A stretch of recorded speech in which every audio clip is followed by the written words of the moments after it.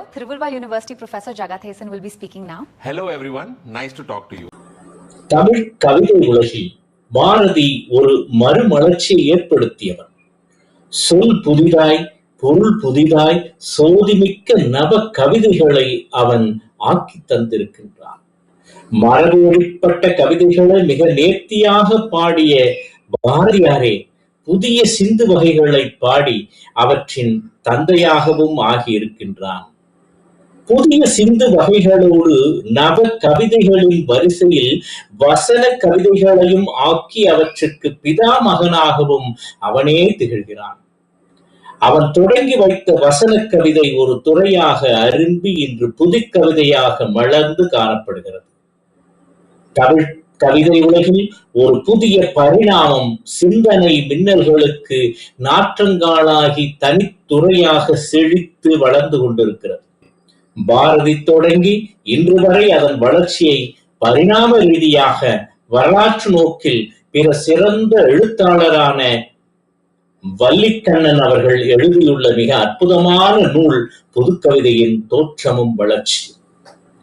தமிழ் கவிதை உலகில் இந்த நூல் புதுக்கவிதை பற்றிய வரலாற்று பெட்டகமாகவும் நளினமான விமர்சனத்தை பெற்றதாகவும் இந்த நூல் திகழ்கிறது. புதுக்கவிதையின் தோற்றம் குறித்தும் அது பற்றிய விவாதம் குறித்தும் புதுக்கவிதையின் முன்னோடிகளை குறித்தும் தம்முடைய கவிதைகளை குறித்தும் தொடக்க நிலையில் புதுக்கவிதை வளர்ச்சிக்கு உதவிய இதழ்களை குறித்தும் வளர்ச்சிக்கு பின் நிகழ்ந்த மாற்றங்களையும் விளைவுகள் குறித்து பல பத்திரிகைகள் புதுக்கவிதைகள் வளர்ச்சிக்கு எவ்வாறு உதவி இருக்கின்றன என்பதையெல்லாம் சொல்லுவதுதான் இந்த நூல். 70 புதுக்கவிதை நிலை என்ன என்பது குறித்தும் வல்லிக்கண்ணனின் எழுத்துக்கள் எல்லாம் அமைந்திருக்கின்றன. புதுக்கவிதைகள் பற்றிய பல செய்திகளுக்கு இந்த நூல் வழிவகுக்கிறது. பழைய நாம் பார்க்க கிடைக்காத சில புதுக்கவிதைகள் பற்றிய களஞ்சியமாகவும் இந்நூல் திகழ்கிறது. வல்லிக்கண்ணன் அவர்களது தீர்க்கமான முடிவுகளையும் தெளிவான விருப்பு வெறுப்பற்ற விமர்சனத்தையும் இந்த நூல் தன்னுள் தாங்கி இருக்கின்றது. புதுக்கவிதை உலகமா? அது என்ன? எங்கே இருக்கிறது? அதன் உதயம் எப்படி இருக்கிறது? இந்த சந்தேகங்களை எல்லாம் போக்குவதற்கு தமிழில் அமைந்த முதல் வரலாற்று பூர்வமான நூல்தான் இந்த நூல். புதுக்கவிதை பற்றிய ஆய்வுகளுக்கு கூட இந்த நூல் வழிகாட்டுகிறது. வடிவ அமைப்புகளை பற்றியே பெரும்பாலும் யாப்புலக ஆய்வுகள் இருக்கும். புதுக்கவிதைகளில் அவற்றின் உள்ளடக்கங்கள் குறித்து மிகுதியாக பார்க்க இந்த நூல் தடம் வகுத்திருக்கின்றது, பாதை வகுத்திருக்கின்றது. இனி நமது பார்வையில் சில தலைப்புகளில் இந்நூல் வழங்கும் செய்திகளை நாம் பார்ப்போம். புதிய பரிணாமம். தமிழ் கவிதை உலகில் கால வேகத்தில் ஏற்பட்ட பரிணாமம் தான் புதுக்கவிதை. இதன் உருவமும் உள்ளடக்கமும் பல வாத பிரதிவாதங்களை ஏற்படுத்தியிருக்கின்றன. நியூ போயட்ரி, மாடர்ன் போயட்ரி என்று ஆங்கிலத்தில் வழங்கக்கூடிய குறியீடுகளை ஒட்டி தமிழில் இந்த துறை புதுக்கவிதை என்னும் பெயரை 1960 அளவிலே பெற்றது. முதலிலே இது இலகு கவிதை, யாப்பில்லா கவிதை, கட்டில் அடங்காத கவிதை போன்ற பெயர்களைத்தான் தாங்கியிருந்தது. மரபை மீறியும் உதறியும் வசன அளவுகளில் அமைந்திருந்ததால் இது வசன கவிதை என்றே கருதப்பட்டு வந்தது. வசன கவிதை என்பதாலோ அல்லது புதுக்கவிதை என்பதாலோ இதனை ஒரு மாதிரியாக நினைப்பவர்களும் பார்ப்பவர்களும் முன்பும் இருந்தார்கள், இப்போதும் இருக்கிறார்கள். இதன் தோற்றம் குறித்து குழப்பம் அடைந்தவர்களும் உண்டு, குழம்புகிறவர்களும் உண்டு. மரபுக்கு மீறி நினைத்து பார்க்கிற ஒரு வேளையில் அந்த மரபை மீறியோ அல்லது அதற்கு வேறுபட்டோ கூற வேண்டிய ஒரு அவசியம் புதிதாக தோற்றம் பெற்று விடுகிறது. புதுக்கவிதையின் தந்தை பாரதி. பழைய இறுக்கத்தில் சில கிடுக்கு பிடிகளில் தமிழ் கவிதைத்துறை சிறப்பட்டு கிடந்த போது தேச விடுதலைக்காக பாடிய பாரதி மொழி விடுதலைக்காகவும் சிலவற்றை புதிய கோணங்களில் பாடி தமிழின் மறுமலர்ச்சிக்கு களம் கண்டவன். சில பழையவற்றை விளக்குவதற்காக தனது கவிதைகளை அவன் சொல்ல நேர்ந்த போது சுவை புதிது, பொருள் புதிது, வளம் புதிது, சொற்புதிது, சோதிமிக்க நவகவிதை என்று பெருமையோடு சொல்லிக் கொண்டான். தனது கவிதைகளை நவகவிதை என்று அவன் ஆள்வதிலிருந்தே புது கவிதையாகவே அவன் கவிதைகளை நினைத்திருப்பது தெரிய வருகிறது. மரபுகளை உதறி எறியாமலேயே அதன் சுற்று வட்டத்திலே தோள் கொட்டி புதியவற்றை பாடிய பாரதி மரபு என்கின்ற வேலியை தாண்டி வந்ததும் தனது மின்னல் நினைவுகளை கவிதையாக்குகின்றான். காட்சிகள் என்று அவன் எழுதிய வசன கவிதை தொகுப்பு இத்தகையதுதான்.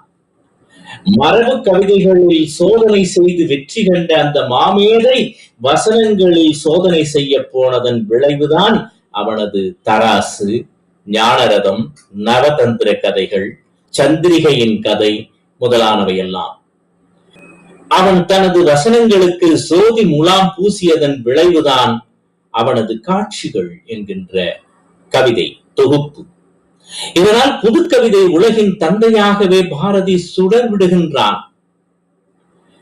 அப்படி என்ன பாரதியின் காட்சியிலே இடம்பெறுகிறது? காட்சிகள் என்ற பாரதியின் படைப்பு வெறும் வசனம்தான். பதிப்பிக்கிறவர்கள் அவற்றை வசன கவிதைகள் என்று எழுதிவிட்டார்கள் என்றெல்லாம் எதிர்குரல் கொடுத்தவர்கள் ஆவார்கள்.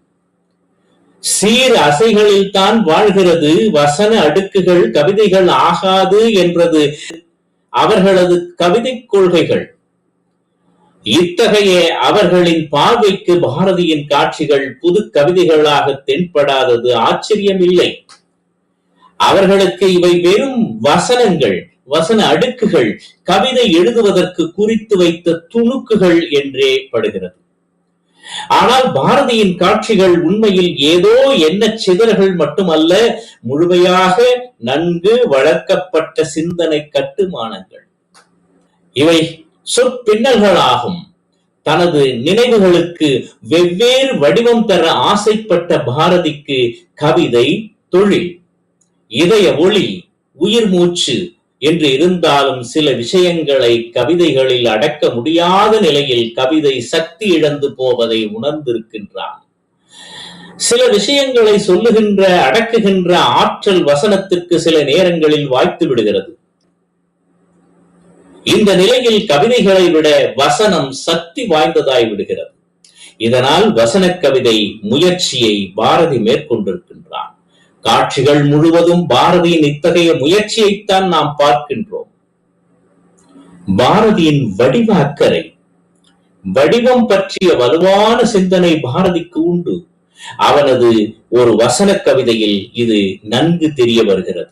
என் முன்னே பஞ்சு தலையணை கிடக்கிறது, அதற்கு ஒரு வடிவம், ஓரளவு ஒரு நியமம் ஏற்பட்டிருக்கிறது. இந்த நியமத்தை அறியாதபடி சக்தி பின்னே நின்று காத்துக் கொண்டிருக்கின்றாள். மனித ஜாதி இருக்கும் அளவும் இதே தலையணை அழிவெய்தாதபடி காக்கலாம். அதனை அடிக்கடி புதுப்பித்துக் கொண்டிருந்தால் அந்த வடிவத்திலேயே சக்தி நீடித்து நின்றுவிடும். புதுப்பிக்காவிட்டால் அவ்வடிவம் மாறும். வடிவத்தை காத்தால் சக்தியை காக்கலாம். அதாவது சக்தியை அந்த வடிவத்திலேயே காக்கலாம். வடிவம் மாறினாலும் சக்தி மாறுவதில்லை. வடிவத்தை காப்பது நன்று. சக்தியின் பொருட்டாக சக்தியை போற்றுதல் நன்று. வடிவத்தை காக்குமாறு. ஆனால் வடிவத்தை மாத்திரம் போற்றுவோர் சக்தியை இழந்து விடுவர். வடிவத்தை மாத்திரம் போற்றுவோர் சக்தியை இழந்து விடுவர். இந்த வசன கவிதையின் மூலம் பாரதியின் வடிவ பிரஜை எத்தன்மையானது என்பதை நாம் உணர்கின்றோம். சக்தியை துதிக்கின்ற பாரதியின் இந்த கவிதை அவனது கவிதா உலகத்தில் வடிவம் பற்றிய நினைப்பினையும் பாட்டின் உள்ளடக்கம் பற்றிய சக்தியையும் நமக்கு ஒருவாறு சொல்கிறது. வெறும் வடிவத்தை மட்டும், உருவத்தை மட்டும் போற்றும் போது சக்தியை இழந்து விடுகிறோம் என்று பாரதி எச்சரிப்பதும் கூட நமக்கு தெரிகிறது. பாம்பு பிடாரன் பற்றிய பாரதியின் கவிதையிலும் அவரது மனவோட்டம் தெரிகிறது. இது சக்தியின் லீலை. அவள் உள்ளத்தில் பாடுகின்றாள். அது குழலின் தொலையிலிருந்து கேட்கிறது. பொருந்தாத பொருள்களை பொருத்தி வைத்து அதிலே இசை உண்டாகுதல் சக்தி. இது சக்தியின் லீலை. அவள் உள்ளத்திலே இருந்து பாடுகிறாள். அது குழலின் துளையிலிருந்து கேட்கிறது. பொருந்தாத பொருள்களை பொருத்தி வைத்து அதிலே இசை உண்டாக்குதல் சக்தி. இதில் வரும் பொருந்தாத பொருள்களை பொருத்தி வைத்து அதில் இசை உண்டாக்கும் முயற்சி இருக்கின்றதே, அதுதான் பாரதியின் வசன கவிதையாகி இருக்கின்றது.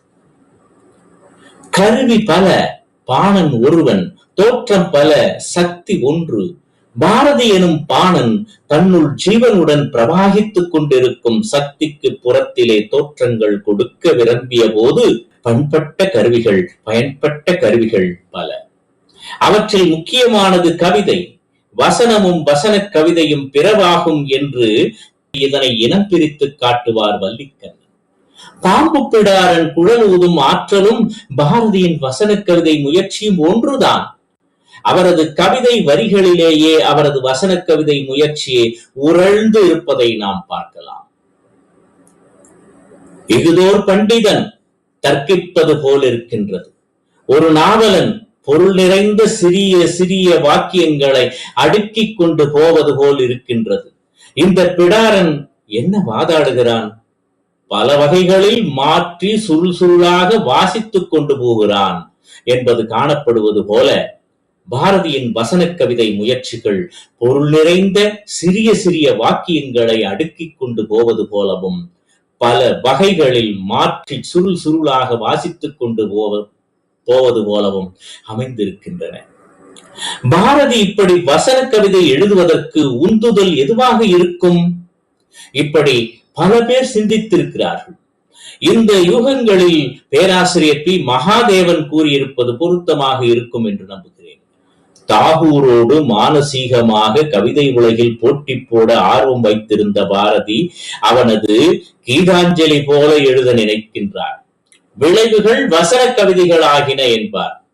தாகூர் இந்த வகையிலே பாரதிக்கு ஆதர்சமாக இருந்திருக்க மாட்டார் என்றே தோன்றுகிறது. வால்ட் விட்மனின் கவிதைகளில் மிகுந்த பரிச்சயம் பெற்ற பாரதிக்கு அவன் பாடியது போல புல்லையும் மண்ணையும் நீரையும் மனிதர்களையும் நாடுகளையும் உற்சாகத்தோடு பாட விரும்பி காற்றையும் மண்ணையும் வானையும் பொருள் நிறைந்த சிறிய வாக்கியங்களையும் அடுக்கி அடுக்கி தர்க்கித்து சென்றிருக்கலாம். வேத காலத்து ரிஷிகளைப் போல ஒளிகளை, வெம்மையை, சக்தியை, கடலை, காற்றை, ஜகத்தை போற்றி பாட விரும்பி இந்த புது கவிதை முயற்சியை பாரதி மேற்கொண்டிருக்கலாம். எப்படி இருந்தாலும் தமிழுக்கு புதிய வடிவம் பாரதியால் கிடைத்தது. அதில் இனிமை, எளிமை, கவிதை, மெழுகு, ஓட்டம் என்றெல்லாம் நிகழ்ந்திருக்கின்றன. நாம் வெம்மையை புகழ்கின்றோம்.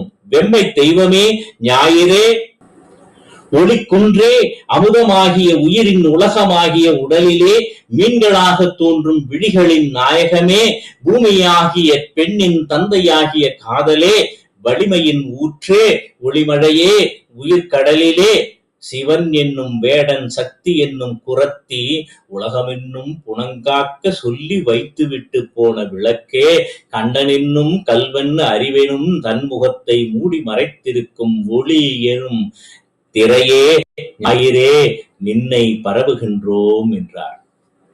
இது வெறும் வசனம் மட்டும் அல்ல, வார்த்தைகளின் அடுக்கு மாளிகையும் அல்ல. அப்படி என்றால் பூரண கவிதை என்று நினைக்க வேண்டாம். இதுவும் அல்ல, அதுவும் அல்ல. வசனத்தில் வறட்சி இதில் இல்லை. ஆனால் கவிதையின் சாயல் கலந்து ஒளியும் சூளுமையும் ஒளியும் ஆளுமையும் இதில் ஓரளவு கலந்திருக்கின்றன. அதனால் இது வசன கவிதை என்று பெயர் பெறுகிறது.